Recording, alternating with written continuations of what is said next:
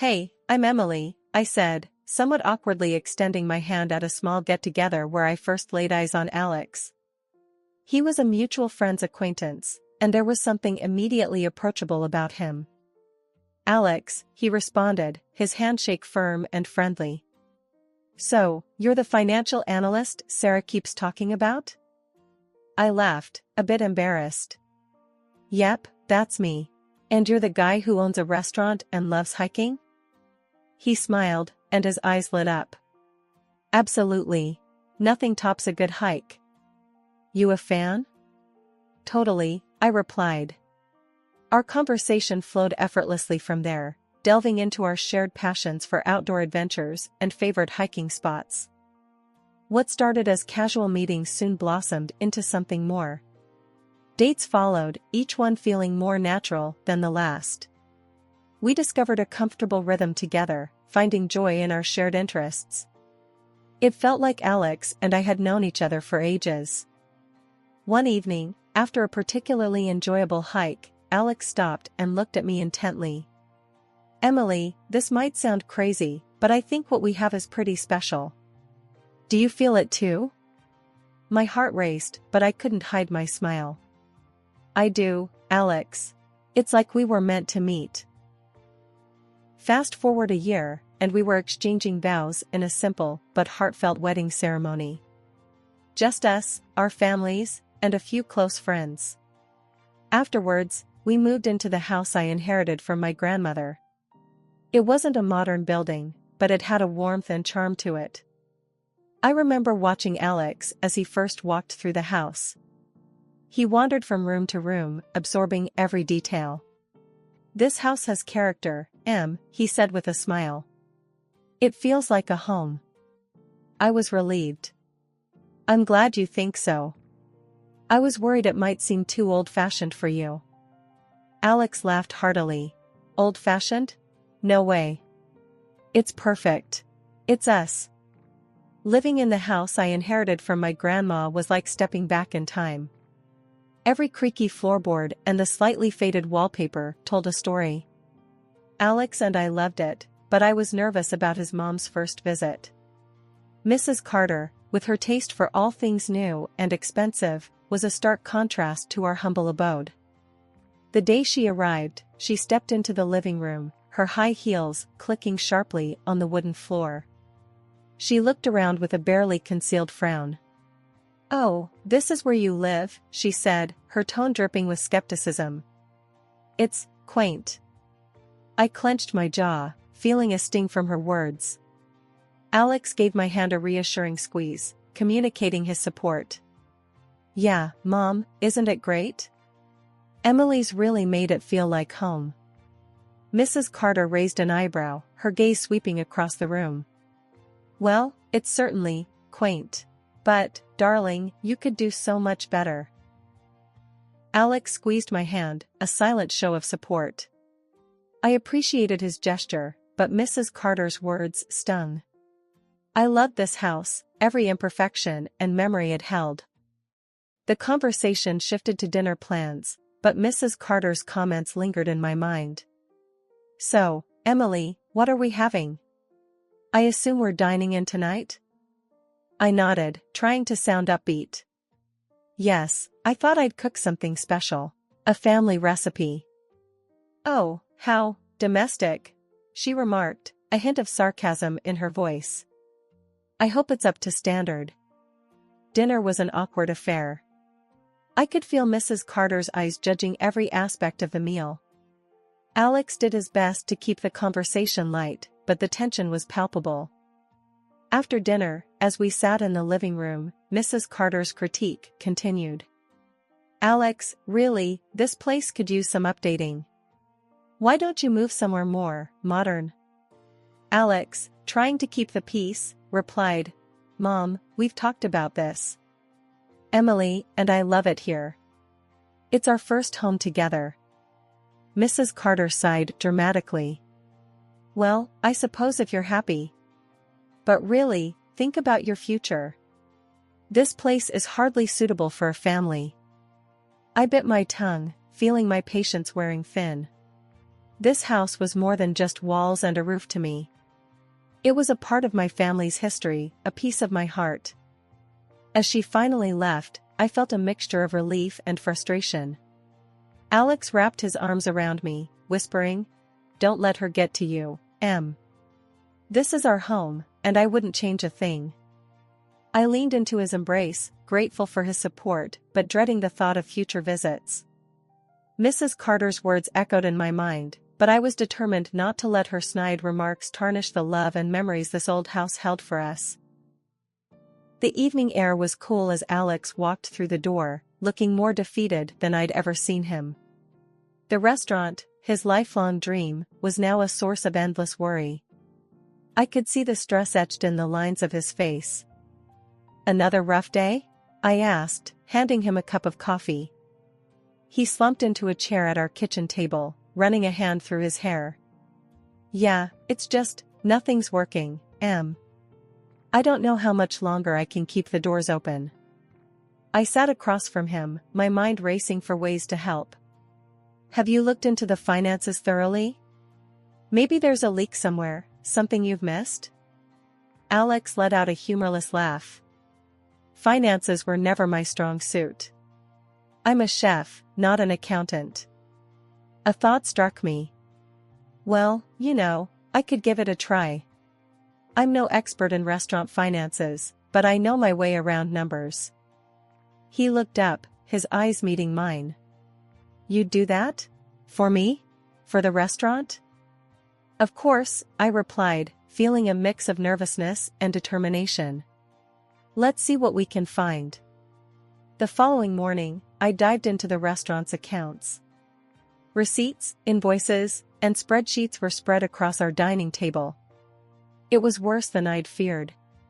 Expenses were sky-high, and the income wasn't tracked properly. Later that evening, I presented my findings to Alex. "Okay, here's the deal. Your food costs are through the roof. You're spending a fortune on imported ingredients that you can easily substitute with local ones." Alex leaned in, scrutinizing the papers. "But won't that change the taste?" I shook my head. "Not necessarily. It's about being smart with choices. Plus, your menu prices, they're too low. You're undervaluing your dishes." He rubbed his chin thoughtfully. "I always wanted to make it affordable. But I see your point. And there's more," I continued, pointing to another column. "These miscellaneous expenses, fancy napkins, expensive cleaning services. You can cut back without compromising quality." The weeks that followed were a blur of activity. Alex revamped the menu, striking a balance between cost and quality. I negotiated with suppliers, trimming down the unnecessary expenses. We even hosted a few special events to attract more customers. One evening, Alex came home with a rare spark in his eyes. He wrapped me in a hug, his voice muffled. "I can't believe it. We're actually making a profit. It's working, Em. It's really working." We stood there in the kitchen, holding each other, the weight of the past weeks lifting slightly. The restaurant was turning a corner, thanks to our combined efforts. But as I would soon learn, success comes with its own set of challenges, ones that neither of us had anticipated.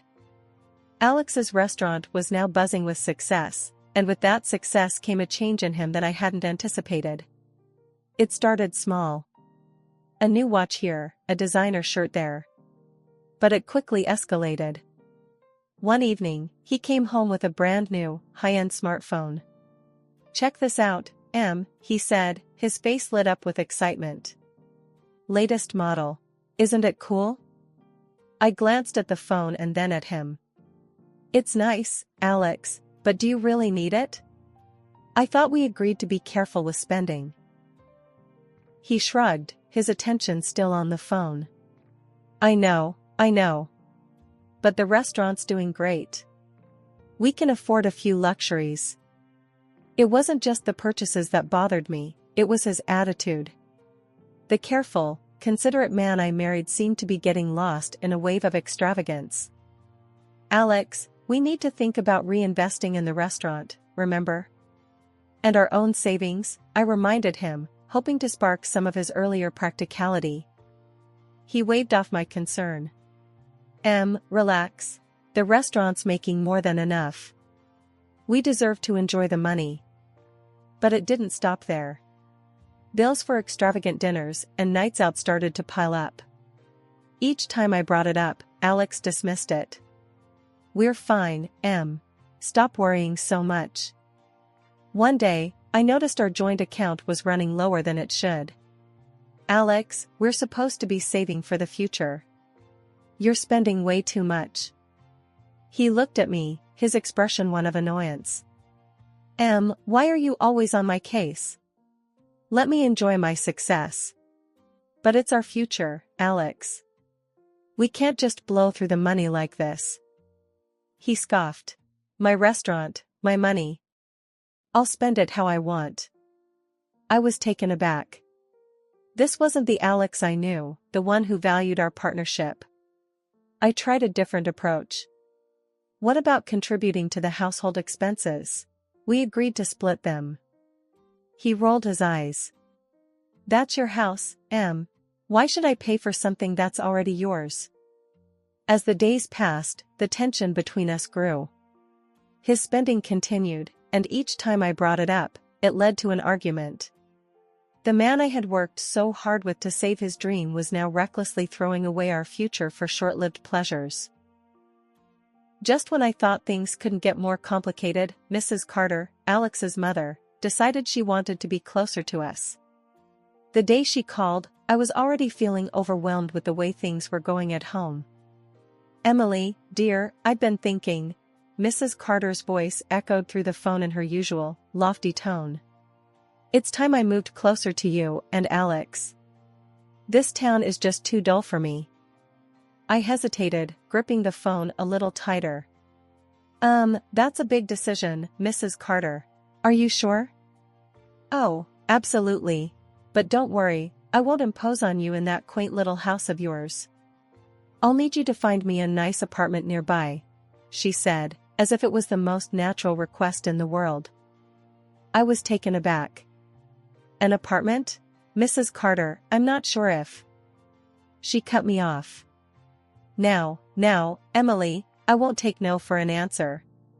A small, stylish place will do. I'm sure you can handle the rent for a while. I couldn't believe what I was hearing. I'll need to discuss this with Alex, I managed to say before ending the call. When I told Alex about his mother's request, he just shrugged. I don't know, I'm a bit tight on cash right now with the restaurant and all. Maybe you could cover it?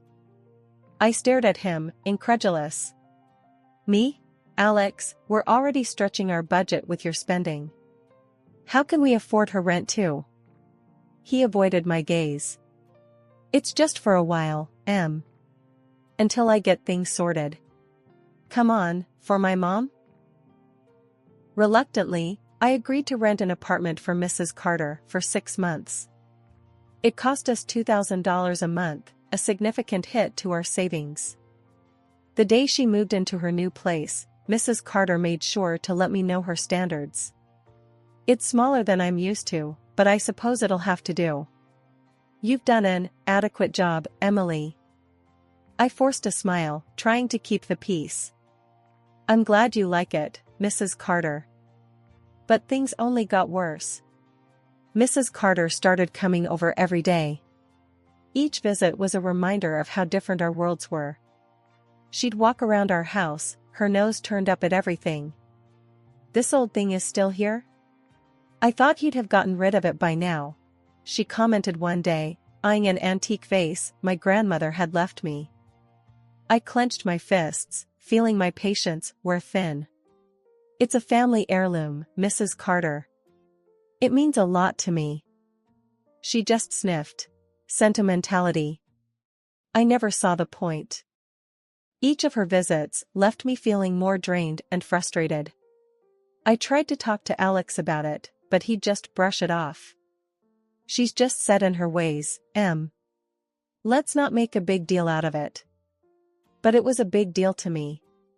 Mrs. Carter's presence was like a constant, dark cloud over our home, and I was starting to feel like there was no escaping it. The weight of her expectations and criticisms was becoming too much to bear, and I felt trapped in a situation with no easy way out. Mrs. Carter's daily visits became a routine I dreaded. Each day, she brought a fresh wave of criticism and backhanded comments. I tried to keep my cool, but it was wearing me down. One particularly exhausting evening, as I was preparing dinner, she walked into the kitchen. "Oh, cooking again, Emily? You do know there are restaurants for that sort of thing," she said with a smirk. I forced a smile, chopping vegetables a bit more aggressively than necessary. "I enjoy cooking, Mrs. Carter. It's relaxing for me," she scoffed, leaning against the counter. "Relaxing? A woman of your caliber should be relaxing in a spa, not slaving away in a kitchen. But then again, you always were a bit plain." The conversation shifted when she casually mentioned something that caught me off guard. "You know, I stopped by the restaurant the other day. Alex has hired some new waitresses. Young, pretty things. Very attentive." A pang of something, jealousy, insecurity, twisted in my stomach. "New waitresses?" "Yes, quite the eye candy. I'm surprised you haven't noticed. But then again, you're always so busy with your little projects," she said, her voice dripping with insinuation. The next day, curiosity and concern got the better of me. I decided to visit the restaurant unannounced. As I walked in, I saw them, a group of young, attractive waitresses, all laughing and chatting. Alex was there too, clearly enjoying the attention. I approached, trying to keep my composure. "Hi, Alex. Busy day?" He looked up, startled. "Oh, yeah, just keeping things running. What brings you here?" I glanced at the waitresses, who had scattered at my arrival. "Just thought I'd surprise you." "Who are the new faces?" Alex shrugged, a bit too nonchalantly. "Oh, just some new hires. Good for business, you know." I forced a smile, feeling a knot form in my gut. "Right, good for business." That evening, I brought it up again. "Alex, about the new waitresses." He cut me off, his tone dismissive. They're just employees. Don't make it into something it's not." But it was hard to shake the feeling that something wasn't right. A few days later, I decided to visit the restaurant again, this time in the evening. What I saw confirmed my worst fears. Alex was in a corner, his arm around one of the waitresses, laughing and whispering in her ear. The sight felt like a physical blow. I stood there, frozen, as realization washed over me. The morning sun was barely peeking through the curtains, casting a soft glow in the kitchen where I sat, clutching a mug of coffee that had long since gone cold. The revelation of Alex's affair with a waitress from his restaurant was swirling in my mind, a storm I could no longer ignore. He walked in, his footsteps echoing loudly in the tense silence. "Alex, we need to talk." "About what I saw at the restaurant," I said, my voice barely above a whisper, but firm. He just smirked, pouring himself a cup of coffee. "Oh, you mean the new waitresses?" "Yeah, they're a nice addition, aren't they?" I stared at him, disbelief and anger mingling in my chest. "Nice addition? Alex, I saw you with her. Don't treat me like a fool." He leaned against the counter, his smirk widening. "Come on, it's nothing. Just a little fun on the side. You know how it is." "How it is?" My voice rose in incredulity. "You're my husband. Fun on the side isn't how it is supposed to be." Alex took a sip of his coffee, his arrogance palpable. We've been married for what, 3 years now? Things get boring. I needed someone to spice things up." I felt a knot form in my stomach. "So our marriage is just some game to you? Something you get bored of?" He shrugged, his casual demeanor infuriating me. Not a game, just life. I'm a man, Em. I have needs. Needs that obviously you're not fulfilling. I clenched my fists, fighting back tears. I've been here for you, supported you through everything. And this is how you repay me? He laughed, a cold, harsh sound. Repay you? Oh, please. You've been a good wife, sure, but that's not enough. I need excitement, adventure. You're just too plain. The word plain echoed in my ears, a stark reminder of his mother's earlier insults. And what about our vows? Did they mean nothing to you? Alex rolled his eyes. Vows are just words, Em. They don't mean we can't have a little fun. Why don't you loosen up a bit? I stood up, my chair scraping loudly against the floor. This is not a little fun, Alex. You've broken our trust, our marriage. I can't be with someone who has so little respect for me. I want a divorce. His expression finally changed, a flicker of surprise crossing his features. Divorce? Seriously? You're that upset over a harmless fling? It's not harmless, Alex. It's betrayal, I said, my voice breaking. He shrugged, his nonchalance returning. Fine. Have it your way. I've been feeling tied down anyway. As I started the divorce proceedings, the reality of our crumbling marriage hit hard. When Mrs. Carter, Alex's mother, got wind of it, her reaction was just as callous as her son's. I always knew it would come to this, she sneered during a phone call. You were never right for my Alex. Too dull, too domestic. I gritted my teeth, trying to keep my composure. Well, Mrs. Carter, Alex is no longer my problem. He's all yours now. She laughed, a sound filled with malice. Oh, I'm delighted. He needs someone who can keep up with him, not a boring little nobody like you. 6 months after the divorce, I found myself in a place of newfound peace. The house, once filled with tension, now felt serene, a sanctuary from the past chaos. That tranquility was shattered one evening by an unexpected knock on the door. I opened it to find Alex and Mrs. Carter standing there, disheveled and looking defeated. Emily, we need to talk, Alex said, avoiding my gaze. I crossed my arms, feeling a mix of surprise and wariness. Alex? What are you doing here? And Mrs. Carter? Mrs. Carter stepped forward, her usual haughty demeanor gone. Emily, dear, we've had a bit of a setback. The restaurant, it's gone under. I frowned, processing her words. Gone under? What happened?